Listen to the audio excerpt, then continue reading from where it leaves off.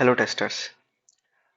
Last time हमने discuss किया था साइप्रस के बारे में। साइप्रस क्यों चाहिए, कैसे चाहिए, हमें क्या क्या नीड होगी, कौन कर सकता है कौन नहीं।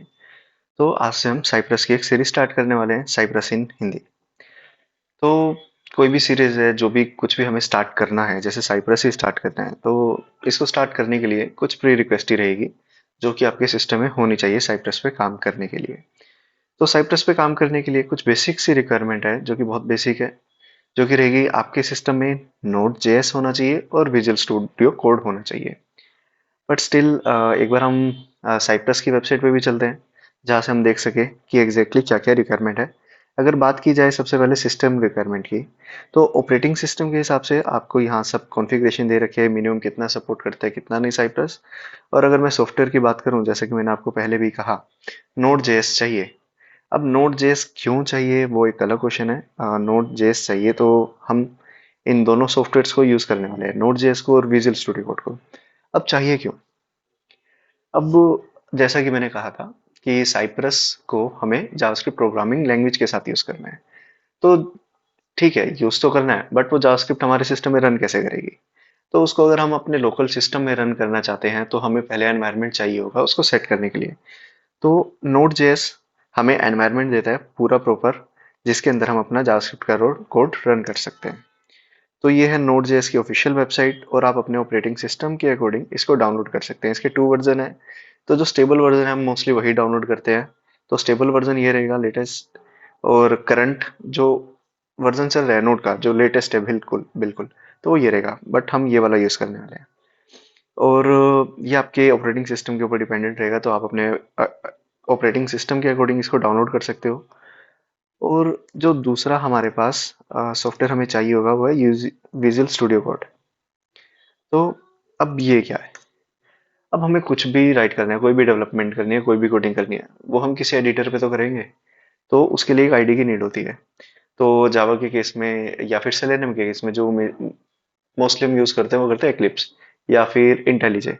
But in case of JavaScript और Node, we use the Visual Studio Code. तो विजुअल स्टूडियो कोड भी एक सॉफ्टवेयर है, जो कि हम डाउनलोड कर सकते हैं डायरेक्टली, जो कि फ्री ऑफ कॉस्ट है, माइक्रोसॉफ्ट का प्रोडक्ट है। तो यहाँ पे आपको तीनों वर्जन मिल जाएंगे, विंडोज के लिए, लाइनक्स के लिए, मैक के लिए। कुछ नहीं करना है, बस simply next next next download करके क्लिक करना है। तो ये जो दोनों का इंस्टॉलेशन है, वो उसकी वीडियो ऑलरेडी यूट्यूब पे है, तो मैं उसका लिंक डिस्क्रिप्शन में शेयर कर दूंगा, आप वो यूज कर सकते हैं। तो जैसे ही आप इन दोनों को इंस्टॉल कर लोगे, तो हम डायरेक्टली जंप करते हैं कि इनको यूज कैसे करना है साइप्रस के साथ। तो सबसे पहले आपका जो भी सिस्टम रहेगा, जो भी ऑपरेटिंग सिस्टम है, करंटली मैं यूज कर रहा हूँ क्रोमबुक, तो इसका ऐसा ही वही है। तो सबसे पहले हमें विजुअल स्टूडियो कोड ओपन करना है, और हमें ये कंफर्म भी कर लेना है कि हमारा जो नोड है वो ठीक से इंस्टॉल हुआ है या नहीं हुआ है। तो उसके लिए नोड लिख के भी आप चेक कर सकते हैं कि आपका कौन सा वर्जन है कौन सा नहीं। तो इसने मुझे दिखा दिया कि जो मेरा वर्जन है नोड का, वो ये है। और मुझे नोड क्यों चाहिए, वैसे मैंने बता ही दिया है कि जावास्क्रिप्ट कोड को रन करने के लिए मुझे नोड चाहिए। तो नोड का यूज ये है। और आईडी जिसकी मैं बात कर रहा था, विजुअल स्टूडियो कोड, ये आपको दिख ही रहा है, ये विजुअल स्टूडियो कोड है। अब इसके अंदर जब भी मैं कोडिंग करूंगा ना, तो मल्टीपल फाइल्स पे एक साथ वर्क कर सकता हूँ। मेरे को अगर कोड में मैंने कोई भी सिंटेक्स टाइप का एरर कर दिया, कुछ भी कर दिया, तो मुझे यहीं पे विजिबल हो जाएगा। मुझे कहीं बहुत ज्यादा इधर उधर बार बार इसको कंपाइल करके रन करके एरर देखने का नीड नहीं है, वो मुझे सब यहाँ पे पता चल जाएगा। तो अब स्टार्ट करते हैं साइप्रस की डॉक्यूमेंटेशन से ही, कि हम साइप्रस को कैसे यूज कर सकते हैं। तो ये साइप्रस की ऑफिशियल वेबसाइट है, तो पढ़ते हैं वन बाय वन कि इसमें हमें क्या क्या चाहिए। सिस्टम रिक्वायरमेंट्स हम ऑलरेडी देख चुके हैं। इंस्टॉलेशन के लिए हम npm का यूज करने वाले हैं। जैसे ही नोड आप इंस्टॉल करोगे, तो बाय डिफॉल्ट npm भी आपको मिल जाएगा। तो इसकी कमांड दे रखी है npm install cypress। तो ये कमांड हमें रन करनी है साइप्रस को यूज करने के लिए। तो जितनी भी डिपेंडेंसी होगी साइप्रस को रन करने के लिए, ये कमांड इंस्टॉल कर देगी। और ये है, make sure that you have already run npm init। तो जब भी हम ये कमांड रन करेंगे, ये कमांड रन करने से पहले हमें ये भी रन करनी होगी npm init। मतलब हम एक npm का मतलब पैकेज बना रहे हैं इसके अंदर, जिसके अंदर हमें एक फाइल मिल जाएगी पैकेज डॉट जेसन की। तो जब भी हम कोई नोड प्रोजेक्ट बनाते हैं, तो हम npm init कर लेते हैं वो प्रोजेक्ट बनाने के लिए। तो हम स्टार्ट करते हैं विजुअल स्टूडियो कोड से। तो हमें इसका टर्मिनल ओपन करना है, तो टर्मिनल ओपन करने के लिए आप यहाँ पे भी जा सकते हैं, टर्मिनल, न्यू टर्मिनल। स्टार्टिंग के लिए आप ऐसे कर सकते हैं, बाद में कुछ इसकी शॉर्टकट कीज भी रहती है, आप उनको यूज कर सकते हैं। तो अब मैं बात करता हूँ, जैसे कि वहां पे लिखा हुआ था npm init करने के लिए, तो मैं इसको npm init, तो जैसे मैं npm init करूंगा तो ये मुझसे कुछ बेसिक से क्वेश्चन पूछेगा कि लाइक आपका जो पैकेज नेम है, जो भी आप ये क्रिएट कर रहे हो नोट का एक पैकेज, तो उसका क्या नाम रहने वाला है, क्या नहीं रहने वाला है। तो Cypress helper version, enter description. If you want to give, you can give the description of the package. Entry point, by default entry point एक ऐसी फाइल होती है जहां से आपका प्रोजेक्ट स्टार्ट होगा, तो वो एक एंट्री पॉइंट होता है। तो ये इंडेक्स डॉट जेएस को ही पिक करता है। Test command, git repository, keywords, author name, license, enter. Means आप कॉन्फ़िगर करना चाहते हो, आप इसको बाद में भी कॉन्फ़िगर करते हो, कर सकते हो, साथ ही साथ भी कर सकते हो, बट अभी मैं इसको यस यस यस करके एंटर एंटर करके इसको एंड करता हूँ। तो जैसे ही हमने npm init कर लिया, तो हमारा देखिए एक पैकेज बन गया, पैकेज डॉट जेसन, जिसके अंदर कुछ कमांड्स है, ऑथर है जो कि हमसे पूछा गया था, जो भी हमसे भी कॉन्फ़िगरेशन पूछी गई थी, वही सब यहाँ पे दिखाई गई है। तो अभी हमारी दूसरी कमांड क्या थी वो हम देख लेते हैं। तो हमने npm init कर लिया, हमारी दूसरी कमांड थी npm cypress, npm install cypress save dev। Means हम hyphen hyphen save dev developer dependency save कर रहे हैं इसको।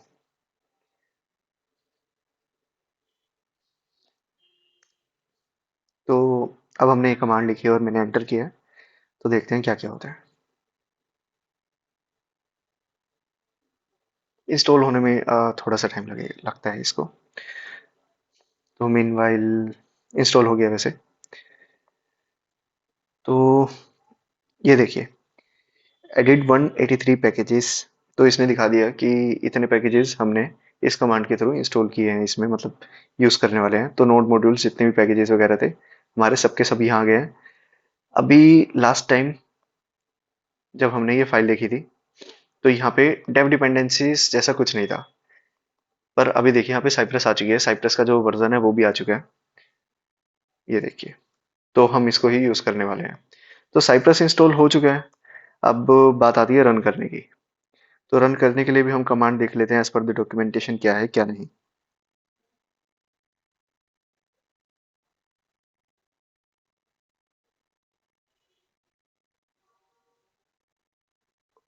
ये इस पेज पे नहीं है, आपको इस पे मिलेगा ओपनिंग द ऐप।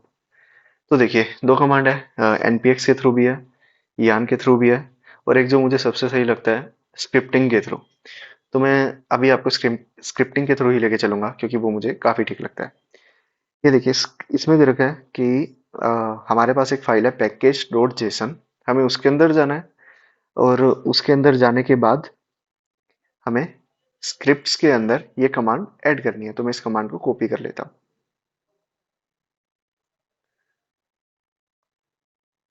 तो हमारा पैकेज डॉट जेसन है, हम स्क्रिप्ट में आ चुके हैं जहाँ पे ऑलरेडी एक टेस्ट कमांड लिखी हुई है। सबसे पहले हमें यहाँ पे एक कोमा देना है, देन जो हमने कमांड कॉपी किया वो देना है, तो हमारा जो एरर था वो चला जाएगा, और इसको सेव करना है।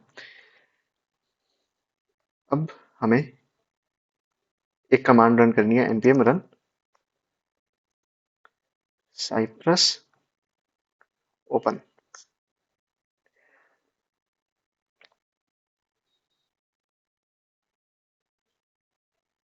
तो देखिए इसने मेरा साइप्रस का जो रनर होता है उसको ओपन कर दिया है। तो सबसे पहले हम यहाँ पे अपना टेस्ट केस फाइनल करेंगे कि हमें कौन से टाइप की टेस्टिंग करनी है। एंड टू एंड टेस्टिंग करनी है, कंपोनेंट टेस्टिंग करनी है। कंपोनेंट टेस्टिंग यूनिट टेस्टिंग और इंटीग्रेशन टेस्टिंग मेनली होती है, और ये मेनली डेवलपर ही करते हैं, जो भी वो कंपोनेंट डेवलप करते हैं अपने, उनको टेस्ट। तो एज अ टेस्टर मेनली हम ई टू ई टेस्टिंग ही करते हैं, तो मैं इसको ही सिलेक्ट करूंगा।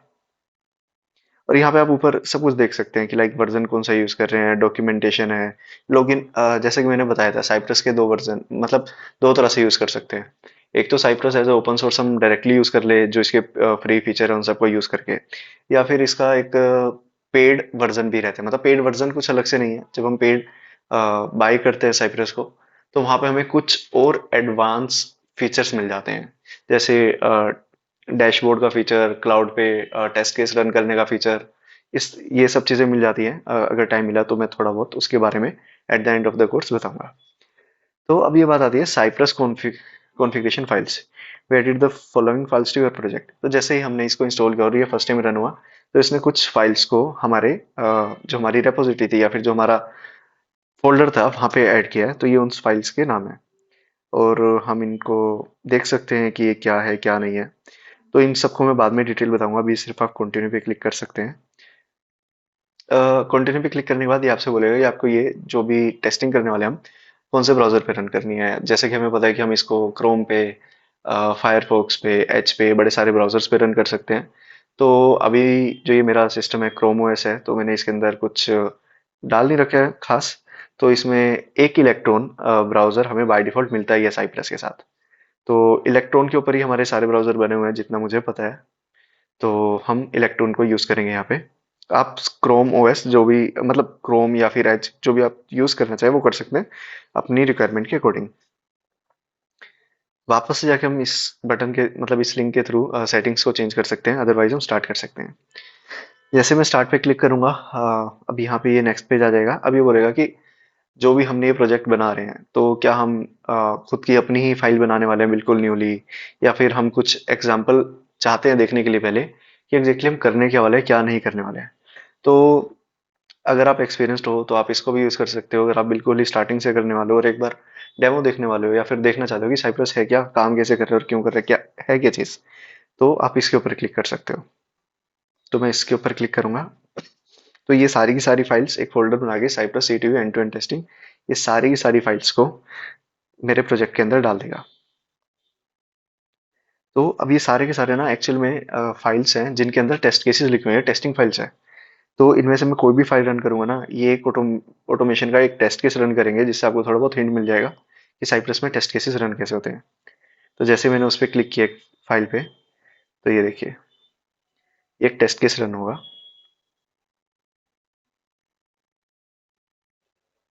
तो ये एक टेस्ट केस रन हुआ है, जो भी पहले से लिखा हुआ था।